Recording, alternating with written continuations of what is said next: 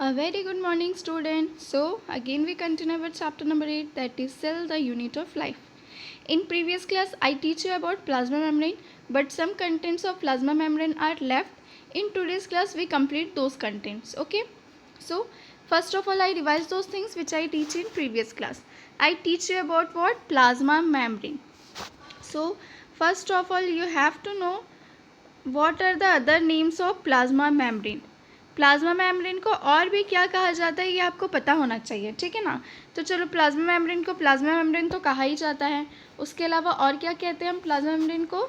Plasma membrane को हम cell membrane भी कहते हैं, ये भी आपको पता है ना। आज मैं इसके दो डिफरेंट नाम आपको बताती हूँ। तो देखो, प्लाज्मा मेम्ब्रेन को और क्या कहते हैं? प्लाज्मा मेम्ब्रेन को कहते हैं प्लाज्मा लेम्मा।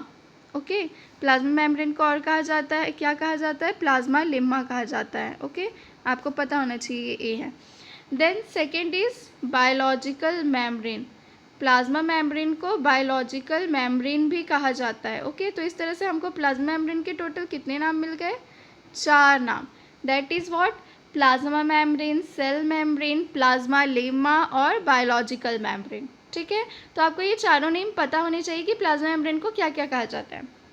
अब हम आ जाते हैं प्लाज्मा मेम्ब्रेन के डेफिनेशन पे, कि मतलब अगर प्लाज्मा मेम्ब्रेन को डिफाइन करना होगा तो कैसे डिफाइन करेंगे। तो देखो, प्लाज्मा मेम्ब्रेन क्या है? एक क्या है? Thin, elastic, then selectively permeable, और हम इसको सेमी परमिएबल भी कह सकते हैं। सेमी परमिएबल, लिविंग, ये क्या बनाता है? ये बाउंड्री बनाता है सेल का। बाउंड्री बनाता है कि नहीं बनाता है ना। ये क्या करता है? सेपरेट करके रखता है उसको एक्सटर्नल इन्वायरमेंट से। जी, वही सब चीज़ें इसके किस में आ जाएंगे? डेफिनेशन में आ जाएंगे। तो देखो, सेल प्लाज्मा मेम्ब्रेन क्या है? प्लाज्मा मेम्ब्रेन एक पतली सी लेयर होती है, दैट्स वाई उसके लिए हम क्या लिखते हैं? थिन। उसके अलावा ये कैसी होती है? इलास्टिसिटी होती है इसमें। मतलब इलास्टिसिटी मतलब समझते हो ना, इसको खींच भी सकते हैं, फिर ये अपने पोजीशन में आ जाएगी। जैसे कि आप स्प्रिंग देखते हो, स्प्रिंग को ऐसे खींचोगे फिर वो वापस अपने पोजीशन में आ जाता है। तो उस टाइप से ये भी क्या होता है, जो प्लाज्मा मेम्ब्रेन होता है ये भी कैसे होता है? इलास्टिक टाइप का होता है। ओके, देन ये SP मैंने क्या लिखा है? Selectively permeable membrane. हम प्लाज्मा मेम्ब्रेन को क्या कहते हैं? सिलेक्टिवली परमिएबल भी कहते हैं। क्यों? क्योंकि मैंने बताया था ना कि प्लाज्मा मेम्ब्रेन जो होता है वो क्या करता है? एक तो ये आउटर कवरिंग है सेल का, है ना, जो सेल को क्या करके रख रहा है? बाउंड करके रख रहा है। और उसको बाउंड करने के लिए अब वो जो आउटर कवरिंग है तो वही तो डिसाइड करेगा कि कौन अंदर जाएगा सेल के और कौन बाहर आएगा। मतलब ये एज अ कैसे काम कर रहा है? गेट कीपर की तरह। मतलब जो गार्ड होते हैं घर के बाहर या स्कूल्स वगैरह के बाहर जहाँ पे भी, है ना, तो वो लोग ही तो देखते हैं कि अरे नहीं, तुमको अंदर जाना है या नहीं जाना है। इस तरह का डिसीजन उन्हीं लोग लेते हैं, ठीक है ना। तो प्लाज्मा मेम्ब्रेन भी वही काम करता है कि अरे भाई कौन सेल के लिए बेटर है, तो उसको ही वो क्या करेगा? सेल के अंदर जाने देगा और सेल से उसी चीज़ को बाहर आने देगा। ठीक है, तो इसीलिए इसको क्या कहते हैं? Selectively permeable membrane. सिलेक्टिवली मतलब सिलेक्ट करके भेजता है। उसके अलावा इसको सेमी परमिएबल कहते हैं। तो सेमी मतलब क्या होता है? हमेशा जब भी वर्ड यूज़ होता है सेमी, तो सेमी मतलब हो जाता है हाफ। मतलब ये क्या होता है? थोड़ा बहुत क्या होता है? परमिएबल होता है सब चीज़ के लिए, बाहर आने अंदर जाने के लिए। ओके, उसके अलावा ये क्या है? लिविंग बाउंड्री है। क्यों लिविंग बाउंड्री कह रहे हैं? क्योंकि ये क्या कर रहा है? सेल को बाउंड्री प्रोवाइड कर रहा है। उसके अलावा providing separation between intercellular and extra cellular environment. तो सबसे पहले आपको ये पता होना चाहिए कि इंटरसेलुलर और एक्स्ट्रा सेलुलर क्या होता है। तो देखो, जैसे कि ये क्या है? ये है आपका सेल। ओके, ये सेल हो गया। अब सेल के अंदर क्या क्या प्रेजेंट होता है? सेल के अंदर बहुत सारी चीज़ें प्रेजेंट होती है। तो चलो हम बना देते हैं पहले यहाँ पे। ये क्या हो गया? ये हो गया आपका न्यूक्लियस। ठीक है, उसके अलावा सेल में क्या प्रेजेंट होता है? सेल में माइटोकॉन्ड्रिया प्रेजेंट होते हैं। माइटोकॉन्ड्रिया के अलावा होता है क्या? Golgi complex. देखिए, मैं ऐसे ही बस सर्कल फॉर्म में वो करी हूँ, इस तरह से स्ट्रक्चर नहीं होता है इसका, ठीक है ना, ये बस आपको बताने के लिए। उसके अलावा एंडोप्लाज्मिक रेटिक्यूलम होता है। और क्या होते हैं? छोटे छोटे इसमें क्या होते हैं? लाइजोसोम्स होते हैं बहुत सारे, है ना। और इसमें क्या होते हैं? राइबोसोम्स भी होते हैं जो और ज़्यादा छोटे छोटे होते हैं। इस तरह से क्या होते हैं? राइबोसोम्स होते हैं। और सेल में पूरी तरह से क्या भरा होता है? एक फ्लूइड भरा होता है, दैट इज़ व्हाट? साइटोप्लाज्म। तो ये जो वाइट कलर का हो गया, that is what? That is cytoplasm. तो इस तरह से ये सेल का स्ट्रक्चर है ना। तो इसका जो है ये आउटर लेयर, उसको हम क्या कहते हैं, इसको हम कहते हैं प्लाज्मा मेम्ब्रेन। तो ये प्लाज्मा मेम्ब्रेन क्या कर रहा है, सेल को बाउंड्री प्रोवाइड कर रहा है, दिखाई दे रहा है आपको, है ना। उसके अलावा ये क्या कर रहा है, ये जो बाहर का जो है, बाहर का जो सरफेस है उसको हम क्या कहेंगे, एक्स्ट्रा सेलुलर इन्वायरमेंट। ये क्या है, ये है आपका एक्स्ट्रा सेलुलर इन्वायरमेंट, मतलब सेल के बाहर का इन्वायरमेंट, है ना। और अंदर का, सेल के अंदर के इन्वायरमेंट को हम क्या कहेंगे, इंट्रा सेलुलर इन्वायरमेंट कहेंगे। ओके, सेल के अंदर के इन्वायरमेंट को हम क्या कहेंगे, इंट्रा सेलुलर इन्वायरमेंट। तो देखो ये जो प्लाज्मा मेम्ब्रेन है ये बीच में एज अ बैरियर है एक्स्ट्रा सेलुलर और इंट्रा सेलुलर के बीच में, ठीक है ना। ये क्या कर रहा है, सेल के अंदर के जितने भी ऑर्गेनेल्स हैं, उसके अलावा जो साइटोप्लाज्म है उसको बाहर आने दे रहा है क्या, नहीं आने दे रहा है। इसने एक शेप प्रोवाइड करके रखा है उन लोगों को और एक बाउंड्री प्रोवाइड करके रखा है। दैट्स वाई इसको क्या कहा जा रहा है कि ये क्या करता है, इंट्रा सेलुलर और एक्स्ट्रा सेलुलर इन्वायरमेंट के बीच में एक सेपरेशन प्रोवाइड करता है। ओके, तो अगर कभी भी आपको आता है प्लाज्मा मेम्ब्रेन को डिफाइन करिए, तो आप कैसे डिफाइन कर सकते हैं, plasma membrane is a thin elastic selectively permeable और semi permeable living boundary providing separation between intracellular and extracellular environment. Okay, तो आपका ऐसे ही बताना है कि जो प्लाज्मा मेम्ब्रेन है वो क्या है, thin elastic selectively permeable membrane है जो कि क्या करता है, बाउंड्री प्रोवाइड करता है। उसके अलावा ये इंट्रा सेलुलर और एक्स्ट्रा सेलुलर इन्वायरमेंट को क्या करता है, सेपरेट करता है, अलग अलग रखता है कि नहीं भाई अंदर का चीज़ इंट्रा है और बाहर का चीज़ एक्स्ट्रा है, तो अंदर वाले को बाहर नहीं जाना है, बाहर वाले को अंदर नहीं आना है। इस तरह से कौन करता है भाई, प्लाज्मा मेम्ब्रेन काम करवाता है। ओके, तो ये था प्लाज्मा मेम्ब्रेन के बारे में। अब हमने कल क्या देखा था, प्लाज्मा मेम्ब्रेन का कंपोजिशन भी देखा था, ठीक है ना। कंपोजिशन में हमने क्या क्या देखा था कि प्लाज्मा मेम्ब्रेन किन किन चीज़ों से मिलके बना होता है। प्लाज्मा मेम्ब्रेन बना होता है आपका लिपिड से, प्रोटीन से, कार्बोहाइड्रेट से। ओके, तो वो एक एक चीज़ को हम देख लेते हैं। तो सबसे पहले हम देखते हैं लिपिड को। तो प्लाज्मा मेम्ब्रेन किसका बना होता है, लिपिड का बना होता है। तो अब प्लाज्मा मेम्ब्रेन को बनाने में कौन सा लिपिड हेल्प करता है, तो प्लाज्मा मेम्ब्रेन को बनाने में कौन सा लिपिड हेल्प करता है, कल हमने पढ़ा था, that is what, that is phospholipid. Okay, phospholipid जो है वो हेल्प करता है प्लाज्मा मेम्ब्रेन को बनाने में। उसके अलावा फिर और क्या देखा था हमने, लिपिड में ही एक और चीज़ और प्रेजेंट होता है, that is what, that is cholesterol. Cholesterol भी क्या है, फैट ही तो है ना। देखते हो ना, कहते हैं अरे बहुत ज़्यादा कोलेस्ट्रॉल जमा हो गया है इनके अंदर, हार्ट का प्रॉब्लम हो रहा है, इस तरह का। तो जो भी है, तो कोलेस्ट्रॉल भी क्या करता है, कोलेस्ट्रॉल भी लिपिड का ही पार्ट है। ओके, तो इस तरह से लिपिड दो टाइप के प्रेजेंट होते हैं किसमें, प्लाज्मा मेम्ब्रेन में, that is phospholipid and second one is cholesterol. ठीक है, और देखो लिपिड लगभग कितना प्रेजेंट होता है, तो लिपिड जो है एग्जैक्टली तो हम नहीं बता सकते, क्योंकि हमको पता है कि सारे सेल्स में लिपिड का, प्रोटीन का, कार्बोहाइड्रेट, इन सब का अमाउंट जो होता है वो क्या करता है, वेरी करता है। बट फिर भी एक एस्टिमेशन के अकॉर्डिंग हम कह सकते हैं कि 40% लिपिड जो है वो तो प्रेजेंट रहता ही है किसमें, प्लाज्मा मेम्ब्रेन में। उसके अलावा लिटिल बिट थोड़ा बहुत डिफरेंट होता होगा, ठीक है ना, जैसे 45 हो जाता हो, किसी में 42, किसी में 43%, इस तरह से। लेकिन 40% को हम एक एवरेज मान के चलते हैं, ठीक है, कि लिपिड जो है 40% प्रेजेंट रहता ही है किसमें, प्लाज्मा मेम्ब्रेन में। तो ये फर्स्ट कंपोजिशन हुआ किसका, प्लाज्मा मेम्ब्रेन का। ठीक है, तो ये लिपिड के बारे में हुआ। उसके अलावा दूसरा चीज़ क्या प्रेजेंट होता है, तो दूसरा हमने पढ़ा था कि प्लाज्मा मेम्ब्रेन में क्या प्रेजेंट होता है, प्लाज्मा मेम्ब्रेन में प्रेजेंट होता है प्रोटीन, जो कि सबसे ज़्यादा अमाउंट में प्रेजेंट होता है। तो प्रोटीन को अगर हम देखें कि प्रोटीन कितना अमाउंट में प्रेजेंट होता होगा, तो प्रोटीन को हम कितना लिख सकते हैं, प्रोटीन को हम लिख सकते हैं 50%। ओके, और इसका भी थोड़ा बहुत क्या होता होगा, वेरी करता होगा डिफरेंट सेल टाइप में।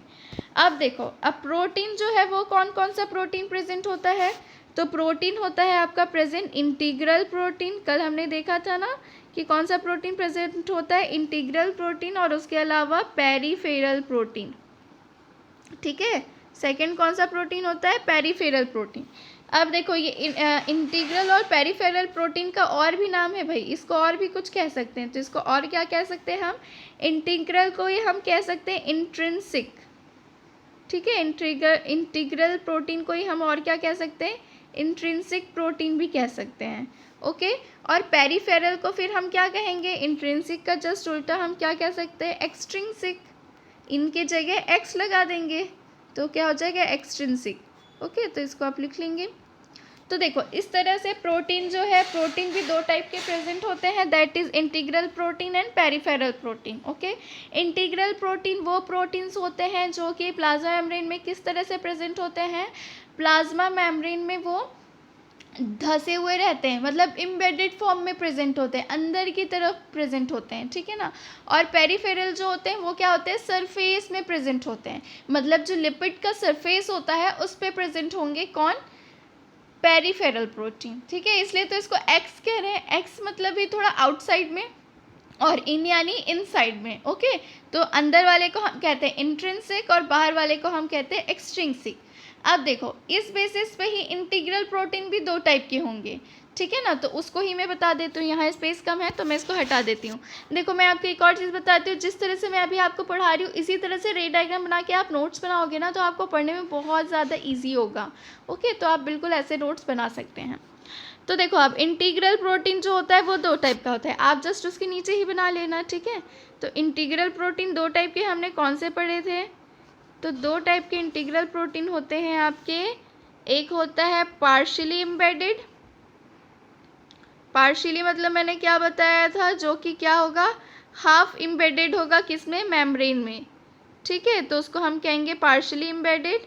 और सेकंड जो होगा वो क्या होगा, टोटली एम्बेडेड, ठीक है। तो ये जो इंटीग्रल प्रोटीन होते हैं ये क्या होते हैं, सबसे पहले तो इंटीग्रल प्रोटीन जो होते हैं क्या होते हैं, मेम्ब्रेन के अंदर एम्बेडेड फॉर्म में रहते हैं, ठीक है ना। तो भाई एम्बेडेड फॉर्म तो रहते हैं, लेकिन ये भी कैसे होते हैं, ये या तो पार्शियली एम्बेडेड होंगे या फिर टोटली एम्बेडेड होते हैं, मतलब या तो वो मेम्ब्रेन के अंदर हाफ एम्बेडेड फॉर्म में रहते हैं और आधा ऊपर रहता है, और या फिर क्या होते हैं वो पूरी तरह से एम्बेडेड फॉर्म में होते हैं। जैसे देखो मैंने आपको क्या बताया था कि ये जो लिपिड का जो लेयर होता है, लिपिड कैसे, मैं लिपिड का स्ट्रक्चर नहीं बना रही हूँ, बस आपको ऐसे ही बता रही हूँ, तो समझ लो ये लिपिड का क्या है, बाइलेयर स्ट्रक्चर है। ओके, ये लिपिड का क्या है, बाइलेयर स्ट्रक्चर है। अब इसमें प्रोटीन जो है वो किस तरह से रहता है, तो सबसे पहले हम पेरिफेरल प्रोटीन देख लेते हैं। तो पेरिफेरल प्रोटीन इस तरह से सरफेस पे प्रेजेंट होता है, ठीक है ना, पेरिफेरल प्रोटीन सरफेस पे प्रेजेंट हो गया। अब हम देख लेते हैं कौन से प्रोटीन को, इंटीग्रल प्रोटीन को। तो देखो ये जो इंटीग्रल प्रोटीन होता है तो जो पार्शियली एम्बेडेड होता होगा तो वो कैसा होता होगा, वो कुछ इस फॉर्म में होता होगा, ये जो ब्लैक कलर का मैंने बनाया that is what, that is partially embedded integral protein, ठीक है। और टोटली एम्बेडेड प्रोटीन फिर कैसा होता होगा भाई, तो टोटली एम्बेडेड होता होगा कुछ इस तरह से, जो पूरा ऊपर से लेके नीचे तक एम्बेडेड फॉर्म में होता होगा। तो उस टाइप के प्रोटीन को हम क्या कहेंगे, इंटीग्रल टोटली एम्बेडेड प्रोटीन या फिर totally embedded integral protein.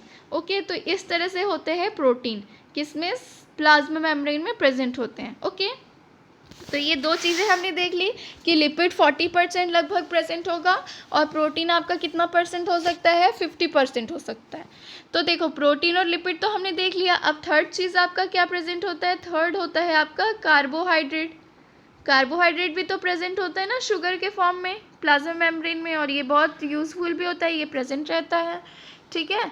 Carbohydrate आपको पता है ना इंस्टेंट एनर्जी को देता है, इंस्टेंट एनर्जी का फॉर्म है, ठीक है। तो इसीलिए कार्बोहाइड्रेट भी बहुत ज़्यादा हेल्पफुल रहता है प्लाज्मा मेम्ब्रेन के लिए। तो अब कार्बोहाइड्रेट के बारे में तो ज़्यादा कुछ है नहीं, तो कार्बोहाइड्रेट लगभग 1 to 10% के बीच में क्या होता होगा, प्रेजेंट होता होगा। ओके, क्योंकि सेल्स टू सेल वेरी करते हैं इनके कंपोजिशंस जो होते हैं, ठीक है ना, इनकी क्वांटिटी वेरी करती है, तो इसको हम मान के चलते हैं कि 1 to 10% ये क्या होता होगा, सेल में प्रेजेंट होता, सेल में नहीं सॉरी प्लाज्मा मेम्ब्रेन में प्रेजेंट होता होगा। तो ये हो गया आपका कार्बोहाइड्रेट, मतलब ये पूरा आपका कंपोजिशन के बारे में। अब हम थोड़ा सा ना, मैं आपको लिपिड का स्ट्रक्चर बता देती हूँ। लिपिड का स्ट्रक्चर कल हमने देखा ही था, आज उसको पूरी तरह से अच्छे से देख लेते हैं। तो देखो कौन सा लिपिड प्रेजेंट होता है, ये तो आपको पता है कौन सा लिपिड प्रेजेंट होता है, फॉस्फोलिपिड। तो अब आप सोचोगे मैडम ये क्या बना दी, तो ये मैंने क्या बनाया, ये फॉस्फोलिपिड का स्ट्रक्चर बनाया। तो फॉस्फोलिपिड कहते हैं, तो फॉस्फो यानी मैंने बताया था क्या होता होगा, उसमें फॉस्फेट ग्रुप होता होगा। तो यहाँ पे हम क्या लिख सकते हैं कि जो उसका हेड वाला पोर्शन होता है उसमें क्या होता है, फॉस्फेट प्रेजेंट होता है। ये देखो ऊपर का जो सर्कल वाला स्ट्रक्चर है that is what, that is head. ये क्या है, ये लिपिड का हेड है, और ये जो है ये क्या है, लिपिड का टेल है, ठीक है। अब देखो फॉस्फेट प्रेजेंट होता है, उसके अलावा इसमें और क्या प्रेजेंट होता है, हेड में ग्लिसरॉल भी प्रेजेंट होता है, ठीक है, ग्लिसरॉल भी प्रेजेंट होता है। तो ये तो हो गया हेड के बारे में। और ये जो नीचे पे लंबे से दो ठोक लाइन जैसे निकले हैं, तो ये दोनों क्या है, ये 2 फैटी एसिड चेन है। ठीक है, ये क्या है, फैटी एसिड्स हैं। ओके, तो ये था किसका स्ट्रक्चर, लिपिड का स्ट्रक्चर। तो आप हमेशा याद रखना कि ये जो सर्कल वाला स्ट्रक्चर है उसको हम कहते हैं हेड, और ये जो दो ठोक लंबे वाले स्ट्रक्चर निकले रहते हैं इलोंगेटेड, उसको हम कहते हैं टेल। ठीक है, हेड पोर्शन में होता है आपका फॉस्फेट ग्रुप, उसके अलावा ग्लिसरॉल। और ये जो इलोंगेटेड स्ट्रक्चर होता है टेल, वो किसका, वो क्या होता है, वो दो ठोक फैटी एसिड्स होते हैं। ठीक है ना, तभी तो ये लिपिड है। उसके अलावा मैंने हाइड्रोफिलिक और हाइड्रोफोबिक बताया था। तो हाइड्रोफिलिक क्या होता है, हाइड्रोफिलिक होता है हेड, और हाइड्रोफोबिक होता है टेल। इसलिए टेल जो होता है हमेशा इनसाइड वाले पोर्शन में रहता है ताकि वो वाटर के कांटेक्ट में ना आ पाए, और हेड जो होता है वो आउटसाइड वाले पोर्शन में होता है।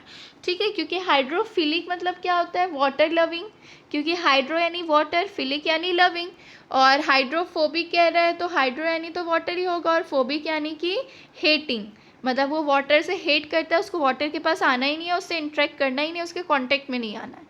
ठीक है ना, लेकिन जो भाई फिलिक है उसको तो पसंद है वाटर, तो वो उसकी कांटेक्ट में ही भी आएगा, उससे इंटरेक्ट भी करेगा। ओके, तो आप याद रखना कि फॉस्फोलिपिड का जो हेड पोर्शन होता है that is hydrophilic and tail portion is hydrophobic. Okay, तो ये था कल का जो भी हमने पढ़ा था उसका थोड़ा सा रिविजन। ओके, अब आज का टॉपिक हम देख लेते हैं। तो आज हम क्या पढ़ने वाले थे, सेल मेम्ब्रेन के बारे में, कि सेल मेम्ब्रेन को बताने के लिए कुछ मॉडल्स वगैरह आए थे। ठीक है ना, तो साइंटिस्ट ने तो बहुत सारे मॉडल्स बताए थे, लेकिन आपको केवल वही मॉडल पढ़ना है जो कि सबसे ज़्यादा एक्सेप्ट किया गया। ठीक है, तो वो मॉडल क्या था आपका, वो मॉडल था आपका फ्लूइड मोज़ाइक मॉडल। ठीक है, वो मॉडल कौन सा था, फ्लूइड मोज़ाइक मॉडल। तो देखो, ये फ्लूइड मोज़ाइक मॉडल को कौन से साइंटिस्ट ने बताया था, तो इसको बताया था सिंगर और निकोलसन नाम के साइंटिस्ट थे, जिन्होंने 1972 में सेल मेम्ब्रेन का फ्लूइड मोज़ाइक मॉडल के बारे में बताया था। ओके, तो अब देखो, ये फ्लूइड यानी तो आपको पता है लिक्विड, मोज़ाइक यानी क्या होता है, तो मोज़ाइक यानी क्या होता है, जो क्या होता रहता है, फ्लोइंग फॉर्म में रहता है, तो उसको हम क्या कहते हैं, मोज़ाइक कहते हैं। ठीक है, तो क्या बता रहे हैं, अब चलो पढ़ लेते हैं। According to this quasi-fluid nature of lipid enables lateral movement of proteins within the overall bilayer. This ability to move within the membrane is measured at its fluidity. तो देखो क्या बता रहा है कि ये जो क्वासी फ्लूइड नेचर था, मतलब प्लाज्मा मेम्ब्रेन का, ये क्या करता है, लिपिड को इनेबल करता है कि उसके अंदर प्रोटीन का क्या हो पाए, लेटरल मूवमेंट हो पाए। क्योंकि आपको तो पता है कि प्रोटीन किस फॉर्म में होता है, हमने देखा था ना, प्रोटीन जो है, जैसे कि देखो ये है आपका लिपिड। ठीक है, ये लिपिड का बाइलेयर स्ट्रक्चर मैंने बना दिया है, तो ये तो लिपिड हो गया। अब इसमें प्रोटीन्स जो होते हैं वो कुछ इस तरह से होंगे, कुछ इस तरह से होते हैं, कुछ इस तरह से। तो ये जो प्रोटीन्स होते हैं इनका क्या होते रहता है, मूवमेंट होते रहता है, ये फ्लूइड में अपने आप को मूव करते रहते हैं, मस्त फ्लोट होते रहते हैं। ठीक है ना, तो ये फ्लोट कब होंगे, जब लिपिड जो थोड़ा फ्लेक्सिबल होगा तभी तो ये फ्लोट हो पाएंगे। ठीक है ना, तो इसी को क्या कह रहे हैं, क्वासी फ्लूइड नेचर कह रहे हैं, किसका, लिपिड का। मतलब लिपिड जो है उसका नेचर किस टाइप का है, क्वासी फ्लूइड का है। जैसे कि आप इसको कैसे देख सकते हो, हाँ, जैसे देखो ओशंस वगैरह होते हैं ना, सीज वगैरह होते हैं, तो सी वगैरह में कैसे होता है, इस तरह से उसमें वेव्स वगैरह बनते हैं। ठीक है, अब उसमें कुछ सब्सटेंस होते हैं, कुछ थिंग्स होते हैं, वो क्या करते रहते हैं, फ्लोट करते रहते हैं, फ्लोट करते रहते हैं। अब आप अगर इस चीज़ को, जैसे कोई एक चीज़ को हम क्या करते हैं, बाहर निकाल भी लेते हैं, जैसे ये वाले प्रोटीन को मतलब समझ लो ये सी में कुछ भी है प्रेजेंट, है ना, समझ लो ये फिश ही है, अगर इस फिश को हम बाहर निकाल लेंगे तो क्या यहाँ का स्पेस खाली हो जाएगा क्या, ऐसा तो नहीं होगा, ये वाटर तो उसको फिल करके ही रखेगा। ठीक है ना, तो एग्जैक्टली इसी तरह से क्या होता है, लिपिड भी होता है प्लाज्मा मेम्ब्रेन में, वो भी क्या करता है, भले ही उसके अंदर से कोई चीज़ निकल भी जाए तो भी वो जो प्लेस है वो क्या हो जाता है, फिल हो जाती है। ओके, ऐसा नहीं होता है कि अरे उसमें से कोई निकल गया तो वहाँ का स्पेस पूरा खाली रहेगा, ऐसा नहीं होता है। ओके, या फिर यहाँ पे कुछ होल हो जाएगा, ऐसा भी नहीं होगा। वो तो अपने आप पानी से कोई चीज़ को निकालते हो तो क्या होल होता है क्या वाटर में, नहीं होता है ना। तो उसी तरह से क्या होता है, ये जो प्लाज्मा मेम्ब्रेन है इसमें लिपिड भी इसी तरह से होता है। तो ये जो क्वासी फ्लूइड नेचर कह रहा है वो इसी नेचर के बारे में बता रहा है कि जैसे कि आप वाटर से कोई चीज़ को निकाल रहे हो तो वहाँ पे होल नहीं हो रहा है, उसी तरह से लिपिड में से भी अगर आप प्रोटीन को निकालते हो तो प्लाज्मा मेम्ब्रेन में कोई होल नहीं होगा। या फिर लिपिड में कोई होल नहीं होगा, वो अपने आप को फिर से उसी तरह से अरेंज कर लेगा। ओके, जैसे हम और एग्जांपल ले लेते हैं ऑयल का। आप तिल में ऐसे पिन को डुबा के ऐसे निकालोगे तो क्या ऑयल में होल बनेगा? क्या नहीं, ऑयल फिर से उस स्पेस को कवर कर लेगा, ठीक है ना, अरेंज हो जाएगा, उसके मॉलिक्यूल्स जो होंगे वो फिर से क्या हो जाएंगे, अरेंज हो जाएंगे। तो उसी तरह से ये जो लिपिड होते हैं ये भी अपने आप को क्या कर लेते हैं, अरेंज कर लेते हैं। तो इतना कुछ बताने का आपको यही मीनिंग था कि ये जो फ्लूइड मोजाइक मॉडल बताया है वो यही सी चीज़ को बता रहे हैं कि वाटर में ये सब चीज़ें क्या होती रहती है, फ्लोट करती रहती हैं। ओके, तो quasi fluid nature of lipid enables lateral movement of proteins within the overall bilayer. This ability to move within the membrane is measured as its fluidity. Okay, तो ये जो एबिलिटी है कि मेम्ब्रेन में चीज़ें मूव करती हैं उसके अंदर, तो वो उससे हम क्या मेजर कर लेते हैं, फ्लूइडिटी को मेजर कर लेते हैं। हाँ, कि फ्लूइड जो है वो कितना ज़्यादा फ्लोट होने दे रहा है किसी भी सब्सटेंस को जो उसके अंदर प्रेजेंट है। तो उसके अंदर क्या प्रेजेंट है, प्रोटीन प्रेजेंट है, हमने देखा है ना। तो ये था फ्लूइड मोजाइक मॉडल के बारे में, जो कि किसने बताया था, सिंगर और निकोलसन नाम के साइंटिस्ट ने 1972 में बताया था। ये बहुत इंपॉर्टेंट है, आपको पता होना चाहिए कि फ्लूइड मोजाइक मॉडल जो है वो किसने बताया था, सिंगर और निकोलसन ने बताया था। और उन्होंने बताया था कि जो लिपिड होते हैं इस मॉडल के अंदर, उन्होंने जो बताया था वो मैं बता रही हूँ आपको, कि जो लिपिड होते हैं वो कैसे होते हैं, वो क्वासी फ्लूइड नेचर के होते हैं, जो कि इनेबल करते हैं लेटरल मूवमेंट। किसके लेटरल मूवमेंट को, प्रोटीन्स के लेटरल मूवमेंट को, कि प्रोटीन उसमें क्या होते रहे, मूव होते रहे, फ्लोट होते रहे। ओके, और ये जो लिपिड का स्ट्रक्चर होता है वो किस टाइप का होता है, बाइलेयर स्ट्रक्चर होता है। ठीक है, तो इसी चीज़ को आपको इसमें बताना है। तो ये जो एबिलिटी होती है मूवमेंट की, उसको हम किस तरह से मेजर करते हैं, फ्लूइडिटी के फॉर्म में क्या कर लेते हैं, मेजर कर लेते हैं। ओके, तो ये मॉडल के बारे में था।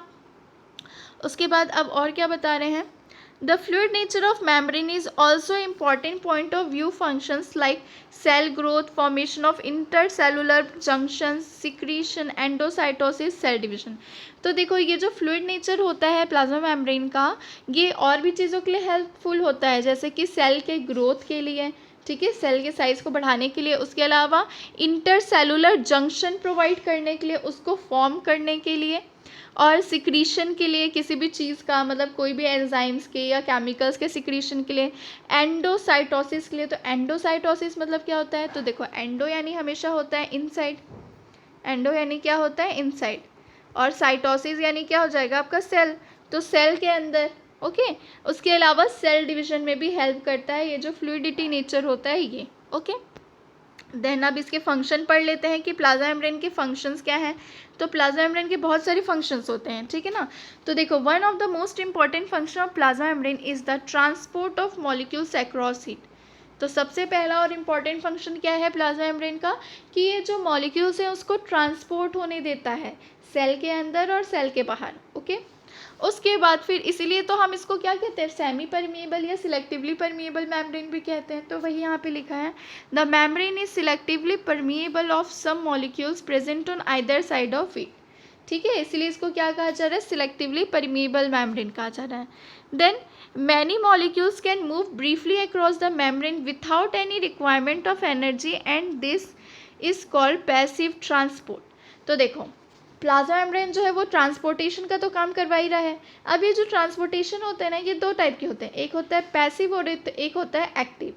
तो पैसिव ट्रांसपोर्ट तब कहेंगे हम जब कोई एनर्जी लगने नहीं रही है, ठीक है ना। जैसे देखो, ट्रांसपोर्ट होने के लिए भी तो कुछ ना कुछ एनर्जी लगती होगी, बट ऐसा नहीं है, कोई चीज़ के ट्रांसपोर्टेशन के लिए कोई एनर्जी नहीं लग रही है, ठीक है, किसी एनर्जी की ज़रूरत ही नहीं है। तो उस टाइप के ट्रांसपोर्ट को हम क्या कहते हैं, पैसिव ट्रांसपोर्ट। और ऐसा ट्रांसपोर्ट जिसमें कि एनर्जी लग रही है, एंजाइम्स का यूज़ हो रहा है और भी चीज़ों का यूज़ हो रहा है, तो उसको हम कहेंगे एक्टिव ट्रांसपोर्ट। ठीक है, तो ये ट्रांसपोर्ट वाला जो कॉन्सेप्ट है बहुत इंपॉर्टेंट है, तो आपको पता होना चाहिए। तो क्या बता रहे हैं यहाँ पे लिखा है ना, the membrane without any requirement of energy and is called passive transport. मतलब ऐसा मेम्ब्रेन जिसमें कि एनर्जी का कोई यूज़ ही नहीं हो रहा है, बिना एनर्जी के यूज़ के ट्रांसपोर्ट हो रहा है, तो उसको हम क्या कहते हैं, उसको हम कहते हैं पैसिव ट्रांसपोर्ट। ओके, फिर बता रहे हैं, न्यूट्रल सॉल्यूट्स में move across the membrane by the process of simple diffusion along the concentration gradient. That is from higher concentration to lower. तो बता रहे हैं जो न्यूट्रल सॉल्यूट्स होते हैं, तो न्यूट्रल यानी क्या होता है, ना ज़्यादा पॉजिटिव ना नेगेटिव, है ना। न्यूट्रल सॉल्यूट्स जो होते हैं वो क्या होते हैं, मेम्ब्रेन के अक्रॉस में मूव करते हैं, कैसे, डिफ्यूजन प्रोसेस के थ्रू। तो डिफ्यूजन आपने 10th में भी पढ़ा है। डिफ्यूजन क्या होता है, movement of molecules from higher concentration to lower concentration is called diffusion. Okay, diffusion को हम ऐसे भी समझ सकते हैं, जैसे किचन में कोई चीज़ बन रही है, जो समझ लो किचन में खीर वगैरह बन रहा है, ठीक है ना। तो वो जो खीर है उसका जो फ्रेग्रेंस होगा वो सबसे ज़्यादा कहाँ पे होगा, किचन में होगा। और आप ऊपर के रूम में हो तो ऊपर के रूम में भी हल्का हल्का खुशबू आ रहा होगा वो जो खीर बन रहा है उसका, ठीक है ना।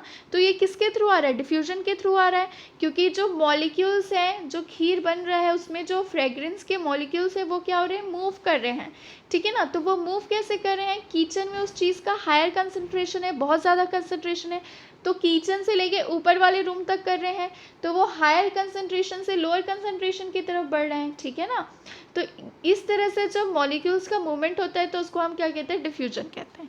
ओके, तो यहाँ पे बता रहा है जो न्यूट्रल सॉल्यूट्स होते हैं वो मेम्ब्रेन के अक्रॉस में सिंपल डिफ्यूजन की प्रोसेस के थ्रू क्या कर लेते हैं, मूव कर लेते हैं। ओके, अब और भी चीज़ें बता रही है, वाटर में also move across this membrane from higher to lower concentration. Movement of the water by diffusion is called osmosis. तो देखो अब जो वाटर का, अभी तो न्यूट्रल सॉल्यूट्स का बात कर रहे थे, तो न्यूट्रल सॉल्यूट्स जो थे वो भी डिफ्यूजन के थ्रू मूव कर रहे थे, ठीक है ना। और ये जो वाटर होते हैं ये किसके थ्रू मूव करते हैं, ओस्मोसिस। तो ओस्मोसिस क्या होता है, ये भी हायर कंसंट्रेशन से लोअर कंसंट्रेशन की तरफ वाटर का, मतलब किसी भी चीज़ का मॉलिक्यूल्स का मूवमेंट होता है, लेकिन बीच में कौन आ जाता है, बीच में आ जाता है आपका सेमी परमिएबल मेम्ब्रेन। ओके, तो आप ये याद रखना ओस्मोसिस के केस में। देन क्या बता रहा है, as the polar molecules can not pass through the non-polar lipid bilayer, they require a carrier protein of the membrane to facilitate their transport across the membrane। तो देखो अब क्या बता रहे हैं, जो पोलर मॉलिक्यूल्स होते हैं ना वो मूव नहीं कर पाते हैं नॉन पोलर लिपिड बाइलेयर के। आपको पता है ना, लिपिड में पोलर भी होते हैं, नॉन पोलर भी होते हैं। तो नॉन पोलर कौन होता है, टेल पोर्शन होता है। फॉस्फोलिपिड का जो टेल पोर्शन होता है वो कैसा होता है, वो नॉन पोलर होता है, मैंने बताया था आपको, ठीक है ना। और हेड पोर्शन जो होता है पोलर होता है। तो बता रहे कि जो पोलर मॉलिक्यूल्स है वो नॉन पोलर लिपिड बाइलेयर में नहीं जा पाते, मतलब उसके टेल वाले पोर्शन में नहीं जा पाते होंगे। Okay, they require a carrier protein of the membrane to facilitate their transport across the membrane। तो उनको क्या ज़रूरत होती है, उनको एक कैरियर प्रोटीन की ज़रूरत होती है ताकि वो क्या कर पाए, मूव कर पाए। कौन, पोलर मॉलिक्यूल्स, क्योंकि पोलर मॉलिक्यूल को लिपिड के नॉन पोलर वाले पोर्शन में जाने की इजाज़त नहीं है भाई, तो उनको जाने के लिए किसी ना किसी सहारे की ज़रूरत है। तो वो सहारा कौन देता है, वो सपोर्ट कौन देता है, उनको कैरियर प्रोटीन देते हैं। ओके, देन क्या बता रहा है, अ फ्यू आयंस और molecules are transport, just a minute, हाँ क्या बता रहे हैं, अ फ्यू आयंस और molecules are transported across the membrane against their concentration gradient that is from lower to higher concentration. Such a transport of an energy dependent process in which ATP is utilized and is called active transport।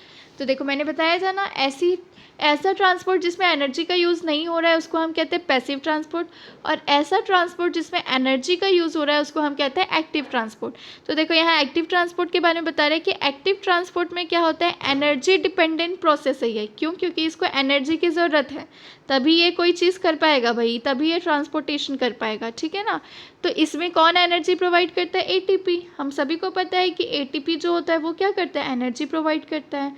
Okay, हम लोग भी कोई work कर रहे हैं, हमको भी energy लग रही है, तो एटीपी के फॉर्म में ही हमको एनर्जी मिलती है, और वो एटीपी जो है ब्रेक होता है एडीपी में। ओके, तो खैर वो सब हो गया। तो अब देखो क्या बता रहे हैं कि कुछ जो आयंस होते हैं या मॉलिक्यूल्स होते हैं उनको ट्रांसपोर्ट होने के लिए कुछ कंसंट्रेशन ग्रेडियंट की ज़रूरत होती है लोअर से हायर की तरफ जाने के लिए, ठीक है। तो लोअर से जब हायर की तरफ उनको जाना है तो उनको किसकी ज़रूरत होती है, एनर्जी की ज़रूरत होती है।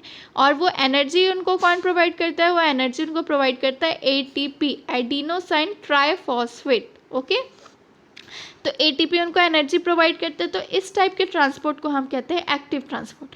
तो देखो यहाँ एग्जांपल भी बता रहा है, जैसे कि सोडियम पोटेशियम पंप, ठीक है ना, Na+ सोडियम के लिए और K+ किसके लिखा है, पोटेशियम के लिए। तो सोडियम पोटेशियम पंप जो है वो क्या करते हैं, एक्टिव ट्रांसपोर्ट शो करते हैं। ठीक है, तो ये था आपका प्लाज्मा मेम्ब्रेन का फंक्शन। तो प्लाज्मा मेम्ब्रेन के फंक्शन में हमने स्पेशली कौन सा फंक्शन देखा कि वो ट्रांसपोर्ट प्रोवाइड करता है, किसी भी मॉलिक्यूल्स के ट्रांसपोर्टेशन में हेल्प करता है। अब ये ट्रांसपोर्टेशन दो टाइप के होते हैं, एक होता है आपका एक्टिव और second one is passive. Okay, फिर उसके बारे में आप बता देंगे। उसके अलावा भी प्लाज्मा मेम्ब्रेन के फंक्शन होते हैं, जैसे कि वो शेप भी प्रोवाइड कर रहा है, सपोर्ट कर रहा है, एक्स्ट्रा सेलुलर से इंट्रा सेलुलर इन्वायरमेंट को अलग करके रख रहा है। ठीक है ना, तो ये सब उसके फंक्शंस में ही आ जाएंगे। ओके, तो ये था आपका प्लाज्मा मेम्ब्रेन का पूरा कॉन्सेप्ट। नेक्स्ट क्लास में मैं आपको सेल वॉल के बारे में बताऊंगी। ठीक है, तो जैसे आज मैंने आपको नोट्स बनाने का बताया है, आप बिल्कुल वैसे ही नोट्स बनाइएगा। Okay, so today's class is over. Thank you, have a nice day and keep studying.